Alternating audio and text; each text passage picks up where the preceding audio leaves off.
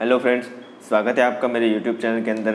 तो हमेशा की तरह आज फिर से हम ये हमारा पेपर सेट का चौथा पार्ट से, जहाँ पर आपको सामान्य गणित और रीजनिंग के प्रश्न कराए जाएंगे। ठीक है, 15 क्वेश्चन सामान्य गणित के होंगे और रीजनिंग के 5 क्वेश्चन होंगे। और ये सभी जो प्रश्न है वो जीडी और ट्रेडमैन के हिसाब से, जीडी और ट्रेडमैन के जो भी एग्ज़ाम होगा उसके हिसाब से ही यहाँ पर मैं लेकर आया हूँ। ठीक है, तो मॉडल पेपर है, आपको भी यहाँ पर टेस्ट देनी है। कुल 40 मार्क की टेस्ट है। ठीक है, 40 मार्क की टेस्ट होगी, जहाँ पर आपको मैक्सिमम जो मार्क है वो आपको कवर करने होंगे। ठीक है, चलो जितने भी मार्क आपको आए वो आपको हमें कमेंट करके बताना है। चलिए शुरुआत करते हैं। देखो, ये हमारा पहला भाग है। जो हम पहले भाग की बात करेंगे, जहाँ पर सामान्य गणित की बात करेंगे और कुल प्रश्न 15 हो गए, कुल मार्क 30 हो गए। उसके बाद हम रीजनिंग की बात करेंगे। देखो, सामान्य गणित का हमारा पहला जो प्रश्न है वो क्या है कि 0.02 गुणा 30 करना है। 0.02 को 2 के बटे में 100 लिख सकते हैं कि नहीं लिख सकते? लिख सकते हैं। उसका गुणा हम 30 से करेंगे, 2 से। अब 30 गुणा 2 करेंगे तो कितना आएगा? 60 आएगा। ठीक है, अब काटना नहीं है। 30 गुणा 2 करेंगे 60 60 के बटे में 100 करेंगे तो 0.6 या फिर 0.60 या फिर 0.600 या फिर 000 पॉइंट भी 6 लिख सकते हो, यानी कि ये ऑप्शन नंबर ए यहाँ पे हम लगा सकते हैं। ठीक है, क्योंकि पॉइंट के पहले लास्ट का अंक और पॉइंट के बाद लास्ट का अंक जो भी हो, पॉइंट के पहले लास्ट का अंक और पॉइंट के बाद लास्ट का अंक जो भी हो, उसके पीछे हम मन चाहे उतनी बार 0 लगा सकते हैं। ये बात आपको याद रखनी है। चलो आगे बढ़ते हैं। अगला क्वेश्चन है, 15 मिनट 1 घंटे का कितना प्रतिशत होता है? 15 मिनट 1 घंटे का कितना प्रतिशत होता है? देखो, 15 मिनट है वो 1 घंटे का, यानी कि 60 मिनट का। अब देखो, सभी जगह पर यहाँ भी मिनट है, यहाँ भी मिनट है, तो अब हम एक दूसरे के साथ कंपेयर कर सकते हैं, क्योंकि यहाँ पर यूनिट क्या हो गई? समान हो गई। अब देखो, 60 मिनट है तो 60 मिनट पे मेरे दोस्त 100% हम सपोज कर लेते। मान लो कि 60 मिनट पे 100% होते हैं, तो 15 मिनट पे कितने प्रतिशत हो गए वो हमें निकालना है। तो 100 गुणा 15 बटे में 60, यानी कि 0 0 चला गया, 2 से ये 3 बार चला गया, 2 से ये 5 बार, 3 से ये 5 बार, 25, तो 25 आपका आंसर आएगा। ऑप्शन नंबर ए यहाँ पे हमारा सही होगा। चलो आगे बढ़ते हैं। 999 का स्क्वायर करना है, तो उसके लिए आपको एक ट्रिक याद रखनी है। देखो, 9 है तो उसको हम 8, जिसका यहाँ पे इकाई का अंक 9 है ना, 999 सभी जगह पर 9 9 9 है, उसका वर्ग करना है। तो पहले इकाई के अंक को आपको 8 कर देना, बाकी की संख्या जैसी की तैसी लिख देनी है, यानी कि ऐसी हो जाएगी। अब जितने 9 है उतने 0 लगाने और पीछे 1 चिपका देना है। तो ये आपका आंसर होगा। ऑप्शन नंबर बी यहाँ पे हमारा सही होगा। मान लो कि 99 का वर्ग करना है, क्या करना है? इकाई का अंक को आपको 8 कर देना, बाकी की संख्या वैसी की वैसी रख देनी है। उसके बाद आपको जितने 9 है उतने 0 लगा देंगे। 1 9 है तो 1 0 लगाए और पीछे 1 चिपका देंगे। तो ये आपका आंसर होगा। चलो, दिए गए विकल्प में से 4 अंकों की सबसे छोटी संख्या व 4 अंकों से भाज्य होनी चाहिए। ऐसी संख्या हमें निकालनी है, 4 अंकों की छोटी व 4 अंक से भाज्य। तो सबसे पहले हम शुरुआत करेंगे। जो भी संख्या 4 से विभाजित हो जाएगी, ऐसी छोटी से छोटी संख्या हमारा आंसर होगा। लेकिन वो संख्या क्या होनी चाहिए? 4 अंकों की होनी चाहिए। ठीक है, अब देखो 1000 से शुरुआत करेंगे तो 1000 भी हमारा डिवाइड हो जाता है 4 से। 1000 2 से डिवाइड करेंगे तो ये नहीं होगा 4 से, क्योंकि लास्ट के 2 अंक यदि 4 से डिवाइड है तो वो संख्या आपकी 4 से डिवाइड होनी चाहिए, या फिर लास्ट के 2 अंक 0 0 होने चाहिए। अब ये भी संख्या आपकी 4 से डिवाइड है, लेकिन ये नहीं है। अब 1000 और 1004 में आपका आंसर 1000 आएगा। क्यों? क्योंकि 4 अंकों की सबसे छोटी संख्या यह तो 1000 ही तो है, तो 1000 हमारा आंसर आएगा। चलो, 18, 45 व 72 का आपको HCF निकालना है, यानी कि आपको मसा निकालना है। तो 18, 45 और 72। चलो, 3 से 6 बार यहाँ पे HCF निकालने के लिए क्या करना है? यहाँ पर हम ऐसी बड़ी से बड़ी संख्या, या फिर जो भी आपके जहन में आए ऐसी संख्या आपको यहाँ पे रखनी है जो इन तीनों को एक साथ डिवाइड कर सके। मेरे जहन में तो 3 आ रहा है, तो 3 से ये 6 बार गया, 3 से यह 15 बार गया, 3 दूनी 6, 3 चौक 12। ठीक है, अब फिर से यहाँ पे ऐसी बड़ी से बड़ी संख्या रखेंगे जो 6, 15 और 24 को विभाजित कर सके। तो 3 से ये 2 बार, 3 से ये 5 बार, 3 से ये 6 बार चला गया। अब क्या ऐसी बड़ी से बड़ी संख्या यहाँ पे रख सकते जो इन तीनों को विभाजित कर सके? कदापि नहीं। यानी कि यहाँ पे हमारा 3 और 3 2 बार आया, यानी कि 3 गुणा 3, यानी कि 3 का वर्ग, यानी कि 9 आपका आंसर होगा। ऑप्शन नंबर ए यहाँ पे हमारा सही होगा। चलो आधे घंटे में थीटा कोण बनाता है, कितना कोण बनाता है वो हमें ज्ञात करना है। ठीक है, चलो काफ़ी अच्छा क्वेश्चन है। देखो आधे घंटे में, तो आपको समझाने के लिए मान लो कि ये एक घड़ी है, यहाँ पर 12 बजे है, यहाँ पर 1 बजे है। अभी एग्जैक्ट 12 बजे है, तो आपका जो घंटे का जो सुई होगी वो यहाँ पे होगी। अभी यदि आधा घंटा होगा तो घंटे की सुई कहाँ पे होगी, यहाँ पे होगी। तो यहाँ पे यदि 12 और 1 के बीच में, यहाँ पे 1 है, 12 और 1 के बीच में होगी, तो ये वाला कोण आपको निकालना है कि ये वाला थीटा डिग्री, मान लो कि थीटा डिग्री है, तो ये वाला कोण आपको बताना है। तो आपको बता दूँ, यदि ये 12 से लेकर फिर से 12 तक, यानी कि 12 घंटे में जो सुई है वो कितने डिग्री का कोण बनाती है, 360 डिग्री का कोण यदि बनाते हैं, तो आधे घंटे में यानी कि 1/2 घंटे में वो कितने डिग्री का कोण बनाएगी। बस यही अपने निकालना है। ट्रिपलेट का नियम का इस्तेमाल करेंगे तो 360 गुणा 1/2 बटे में क्या करेंगे, 12 करेंगे। तो यहाँ से 180 बार चला गया। ठीक है, 12 एकम 12 और 12 5 60, 12 से ये 15 बार 180 चला जाएगा। तो ऑप्शन नंबर सी यहाँ पे हमारा सही होगा।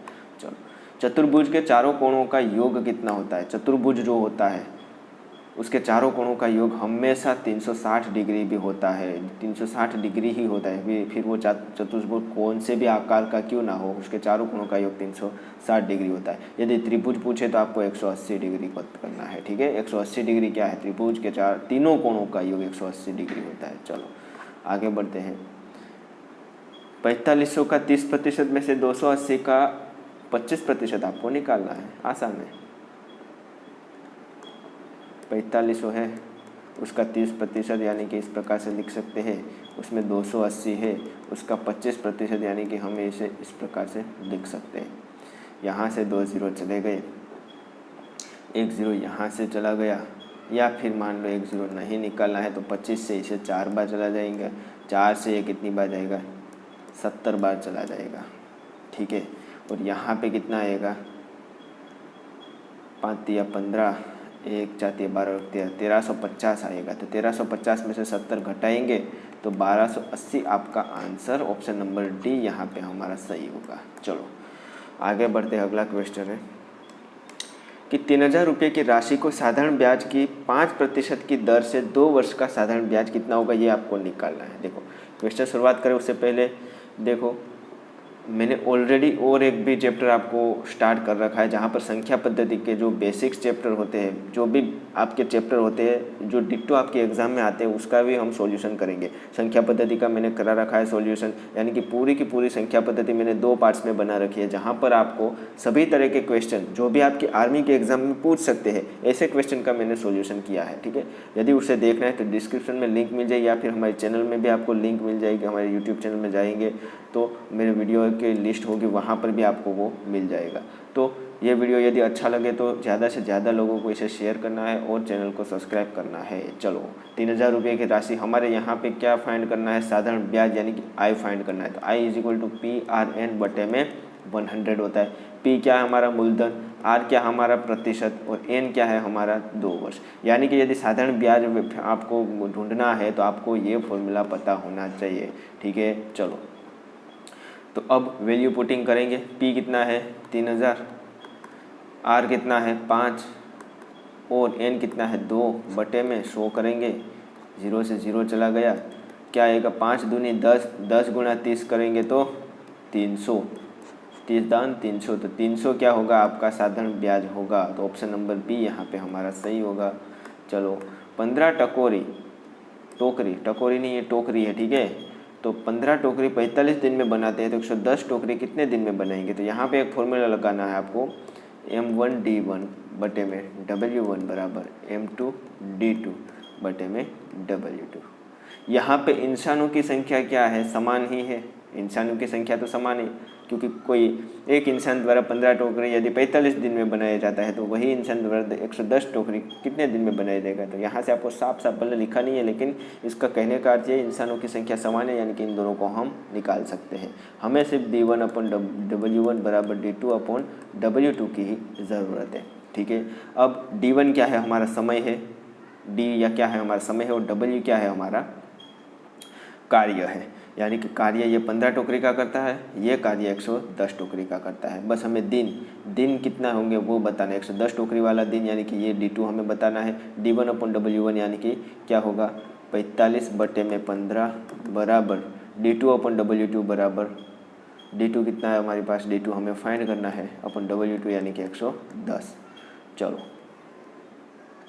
अब क्या करेंगे, D2 निकालेंगे तो 110 गुणा 45/15, 15 से ये 3 बार जाएगा तो D2 बराबर 330 आपका आंसर आएगा। ऑप्शन नंबर सी यहाँ पे हमारा सही होगा। चलो 1200 को 12%, 1200 का 12% यानी कि एकदम सिंपल है 1200 गुणिया 12/100, 12 का वर्ग 144, 12 का वर्ग क्यों, क्योंकि 12 गुणा 12 यानी कि 12 का वर्ग, और वो कितना होता है 144। ऑप्शन नंबर बी यहाँ पे हमारा सही होगा। ठीक है, चलो स्कूल की परेड में लड़के और लड़कियों की संख्या का अनुपात दिया हुआ है 9:7।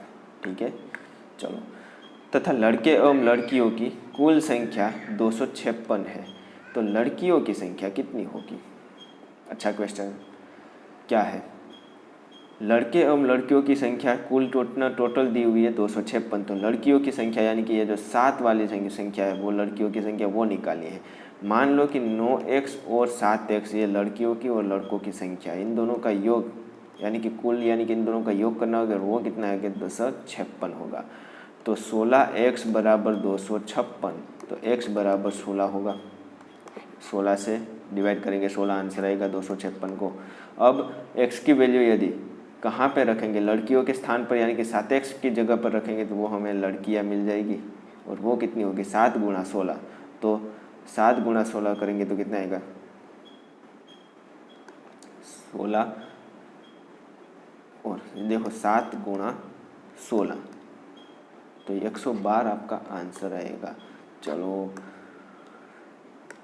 150 मीटर लंबी रेलगाड़ी किसी टेलीग्राफ के खंभे को 12 सेकंड में पार करती है, तो रेलगाड़ी की चाल हमें निकालनी है। आपको पता है जो चाल होता है तो चाल बराबर अंतर बटे में समय हम कहते हैं। ठीक है, यदि मेरे दोस्त या टेलीग्राफ है उसके जगह पर कोई प्लेटफॉर्म होता रेलवे का, तो उसका प्लेटफॉर्म की अंतर और ये जो रेलगाड़ी है उसका अंतर का हम क्या करते हैं, योग करते हैं, क्योंकि प्लेटफॉर्म बहुत लंबा होता है तो उसको भी हम कंसीडर करने हैं। लेकिन यहाँ पे टेलीग्राफ का जो खंभा होता है उसकी लंबाई को कंसीडर नहीं करेंगे, इसलिए टोटल अंतर नहीं लेंगे। यहाँ पे सिर्फ रेलगाड़ी का अंतर लेंगे, और वो कितना 150। अब वो खंभे को 12 सेकंड में पसार करती है, तो समय हमारे पास दिया हुआ 12, तो बटे में 12 करेंगे। अब देखो जो आंसर आएगा वो हमारा मीटर प्रति सेकंड में होगा। ठीक है, लेकिन मेरे दोस्त आपको जो मांगा है आंसर वो किलोमीटर प्रति घंटे में मांगा है, तो मीटर प्रति सेकंड को किलोमीटर प्रति घंटे में बदलना है, यानी कि छोटी इकाई से बड़ी इकाई की ओर जाना है। तो मैं हमेशा कहता हूँ बड़े इकाई से गुणा करेंगे, यानी कि 18/5 से गुणा करेंगे। ठीक है, तो 150 बटे में 12 उसका गुणा 18 बटे में 5 कर देंगे। ठीक है, 5 से कितनी बार जाएगा 30 बार, यहाँ पे 10 बचेगा, यहाँ पे 4 बचेगा, 2 से ये 2 बार जाएगा, 2 से ये 9 बार जाएगा, 2 से ये 5 बार जाएगा, तो 45 किलोमीटर प्रति घंटा आपके आंसर आएगा। Option number D. चलो आगे बढ़ते हैं, अगला क्वेश्चन है 700 की किसी वस्तु पर क्रमबद्ध छूट, कितनी क्रमबद्ध छूट है 20% और 10% है, तो वस्तु का विक्रय मूल्य कितना होगा। ठीक है, अब क्रमागत छूट है तो उसकी एकल छूट कितनी होगी, तो -20 गुणा -20 माइनस 10 प्लस 20 गुणा 10 बटे में 100, यानी कि वो कितनी होगी -38% होगी क्रमागत छूट। ठीक है, अब ये माइनस क्या दर्शाता है, तो उसे छूट दी गई हुई, तो 38% की छूट आपको बताएगा। यदि प्लस होता तो वो 38% क्या करता, वो एक्स्ट्रा लेता। अब 700 का 38% निकालना होगा, और वही क्या होगा हमारा विक्रय मूल्य। 700 का 38% निकाल के उसमें यदि ऐड करेंगे, घटा देंगे 700 के 38%। ठीक है, अब इसे इतनी 38% की छूट मिलती है, तो वो छूट होने के बाद उसका विक्रय मूल्य कितना होगा, तो 700 का, अब देखो 100 पे यदि 38 की छूट मिलती तो वो क्या होता 62% होगा। ठीक है, तो 700 पे कितना होगा, बस यही निकालना है हमें। 7 दूनी 14, 7 6 42 और 7 6 42 43, तो 434 आपका क्या होता, विक्रय मूल्य होता, जो कि आपका आंसर नहीं आ रहा है। क्यों नहीं आ रहा है?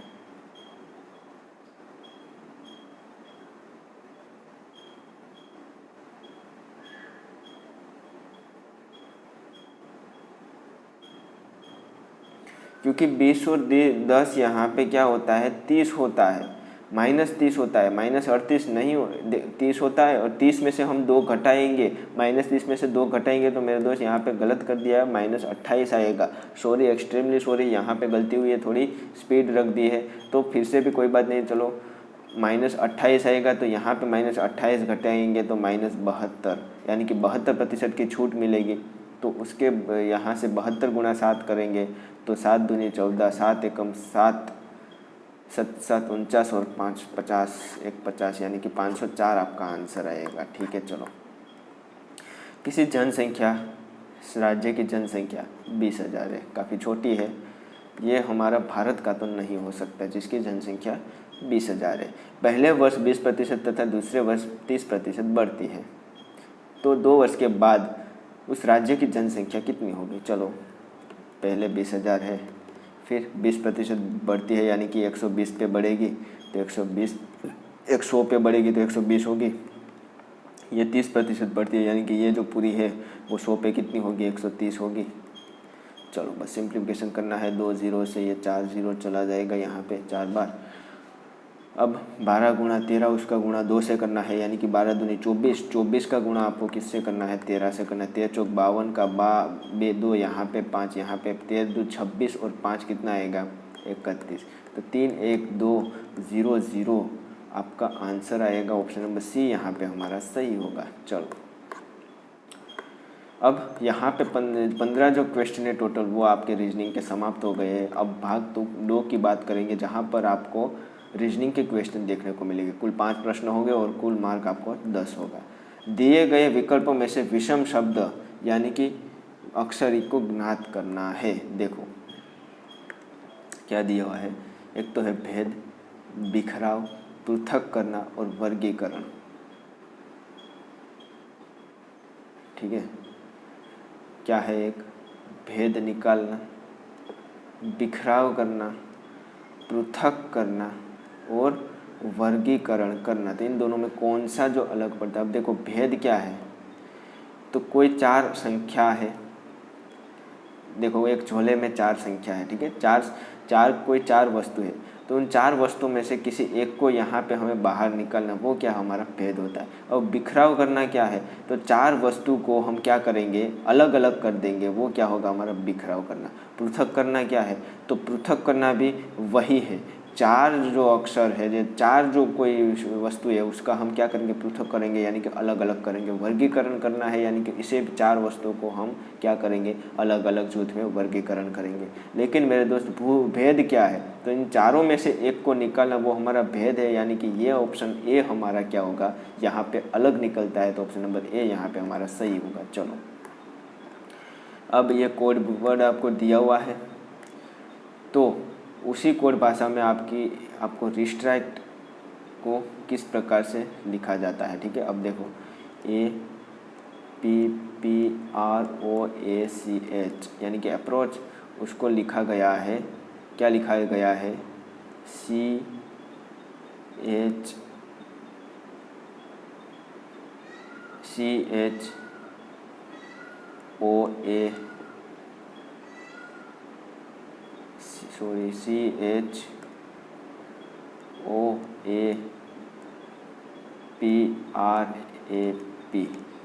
इस प्रकार से लिखा गया है। ठीक है, तो हमें लिखना है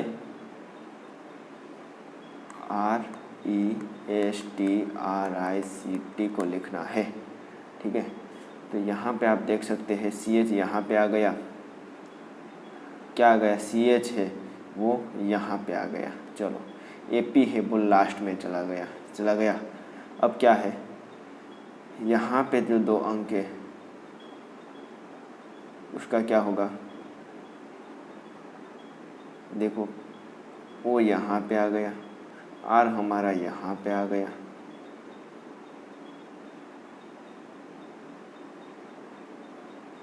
ए को यहाँ पे डाल दिया, पी को यहाँ पे डाल दिया।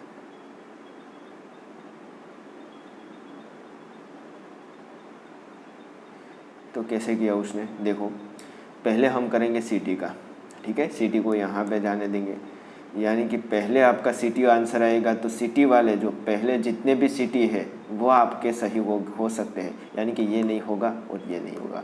अब यहाँ पे ये दोनों हो सकते हैं, सी टी आर लास्ट में ई आर होगा, यानी कि अब लास्ट में देखो आसानी से आंसर आ जाएगा। लास्ट में क्या है, तो यहाँ पे लास्ट में क्या हुआ, लास्ट में जो सी एच है वो आपका कहाँ पे आ गया, पहले आ गया, और यहाँ पे जो ए पी था वो आपका लास्ट में आ गया, यानी कि यहाँ पे जो आर ई होगा वो आपके लास्ट में आएगा। तो आर ई लास्ट में आएगा, तो जहाँ पे आर ई लास्ट में है सी टी फर्स्ट है, वो आपका आंसर सही होगा। बाकी सभी चीज़ें आपको करने की ज़रूरत ही नहीं है। ऑप्शन नंबर सी यहाँ पे हमारा सही होगा। ऑप्शन को देख कर ही आपको बताना होगा। अब देखो अगला क्वेश्चन है, जॉन ने सुबह के समय उत्तर दिशा में चलने का आरंभ किया। मान लो ये उत्तर दिशा है, तो उत्तर दिशा में चलने का आरंभ किया। उसके पश्चात वह सूर्य की विपरीत दिशा में मुड़ जाता है। तो सूर्य मान लो इस दिशा में ग्रो होता है, सुबह का समय है, यानी कि सूर्य पूर्व दिशा में ग्रो होगा, या हमारी पूर्व दिशा होगी, या हमारी क्या होगी, पश्चिम दिशा होगी, ठीक है। अब पश्चिम दिशा, अब यह सूर्य की विपरीत दिशा में, यानी कि इस तरफ मुड़ेगा।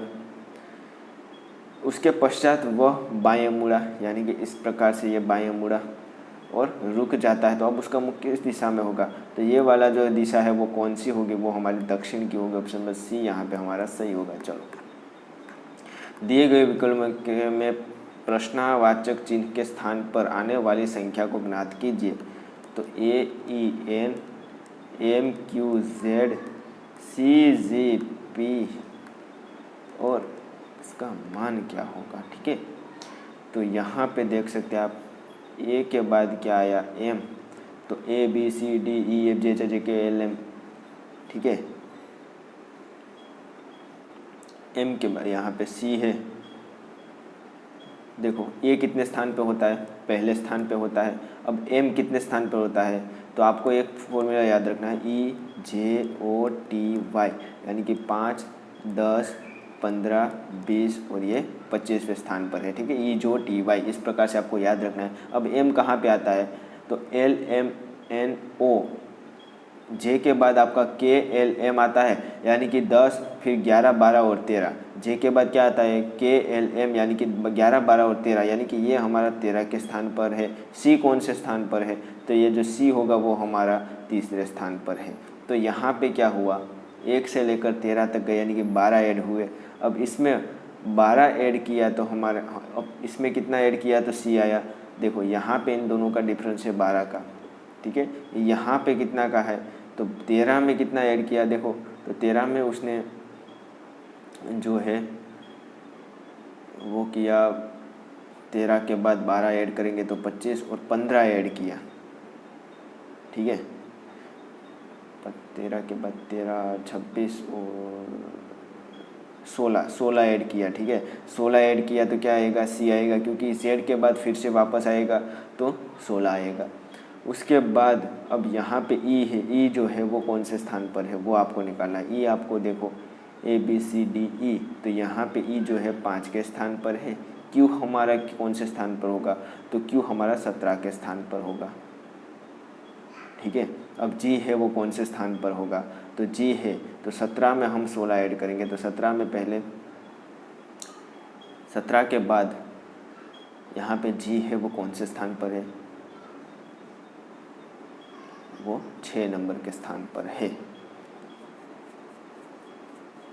है ना, 6 नहीं 7 नंबर के, कितने नंबर के स्थान पर है, 7 नंबर के स्थान पर है। तो यहाँ पे 1 में 4 ऐड किया, फिर 13 में 4 ऐड किया, 3 में 4 ऐड किया। उसी प्रकार यहाँ पे ये एन है वो कौन से स्थान पर है, तो ए बी सी डी ई, तो एन यानी कि ये हमारा 13 नंबर के स्थान पर, 14 नंबर के स्थान पर है, ठीक है। 14 नंबर के स्थान पर है। ये हमारा Z जो है वो 26 नंबर के स्थान पर है, और P जो है वो हमारा 16 नंबर के स्थान पर है। समझ में आया। तो एक फिर यहाँ पे 13 आया, फिर यहाँ पे क्या आया 3 आया।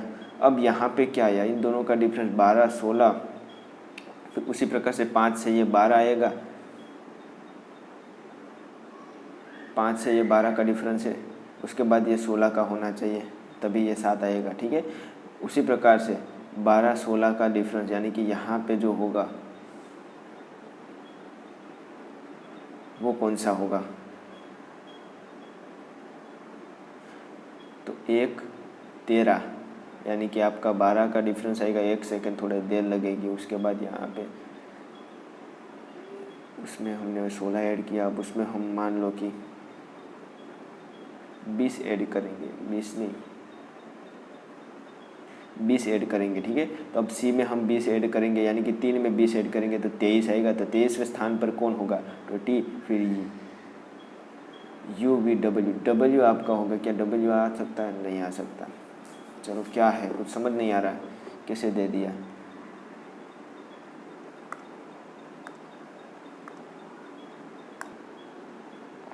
अरे ये बिल्कुल आसान है। ठीक है, मैंने इस तरीके से कराने की कोशिश की लेकिन नहीं आ रहा है। ठीक है, तो आपको देखना है, देखो ए है तो यहाँ पे सी और ये दोनों पास पास है यानी कि ए बी सी। ठीक है, इसमें 3 ऐड किया तो सी आएगा, इसमें 2 एक ए में हम 2 ऐड करेंगे तो सी आएगा, ए फिर बी सी। ठीक है, उसके बाद यहाँ पे ई है तो एफ जी, उसके बाद यहाँ पे एन है तो ओ पी। समझ में आ रहा है, तो क्या होगा, यहाँ पे एम है एन ओ तो पहले क्या आएगा, ओ आएगा, एम है तो फिर एन ओ तो ओ आएगा। अब यहाँ पे क्या है, क्यू है तो आर एस तो यहाँ पे क्या आएगा, एस आएगा, यानी कि ओ एस आपका एक ही ऑप्शन में है तो ऑप्शन नंबर ए यहाँ पे हमारा सही होगा। बस इस प्रकार से करना है। तो मैंने जो पहले मेथड की थी वो मैंने आपको जो ई जो टी वाई के द्वारा करने की कोशिश की लेकिन वो हमारा नहीं हुआ। चलो अगला है, दिए गए शब्द के अक्षरों से न बनाए जा सकने वाले शब्द को चुनिए। तो इन शब्दों का उपयोग करके इनमें से कौन सा शब्द नहीं बन सकता। देखो तो सेग्रीगेशन आपको दिया हुआ है। अब यहाँ पे देखो ई ए जी ई आर, तो ई ए जी फिर से ई है 2 बार ई तो यहाँ पर भी है और आर कहाँ पे, यहाँ पे, यानी कि ये बनाया जा सकता है। सिया तो एस ई ए, तो अब एस ई अब ए बनाया जा सकता है। जी ए टी ई तो जी ए टी ई, चलो तो जी ए टी भी बनाया जा सकता है। लेकिन नेशन, तो नेशन में आप देख सकते हैं एन ए टी आई ओ, अब फिर से एन है, यहाँ पे एन है फिर से एन है लेकिन यहाँ पर एन नहीं दिया हुआ है यानी कि ये अलग पड़ रहा है। ऑप्शन नंबर डी हमारा क्या होगा, सही आंसर होगा। चलो तो यहाँ पे रीजनिंग के सभी क्वेश्चन समाप्त हो गए। आपको क्या करना है, कमेंट करके हमें बताना है कि आपको कितने नंबर रीजनिंग में प्राप्त हुए या फिर मैथमेटिक्स दोनों मिलाकर कितने नंबर प्राप्त हुए, वो आपको कमेंट करके बताना है। ठीक है, तो यहाँ पे हमारा लेक्चर समाप्त होता है। मिलते हैं अगले लेक्चर में, तब तक जय हिंद जय भारत। वीडियो को शेयर कीजिए और ज़्यादा से ज़्यादा लोगों को शेयर करवाइए और सब्सक्राइब कीजिए। मिलते हैं, चलो।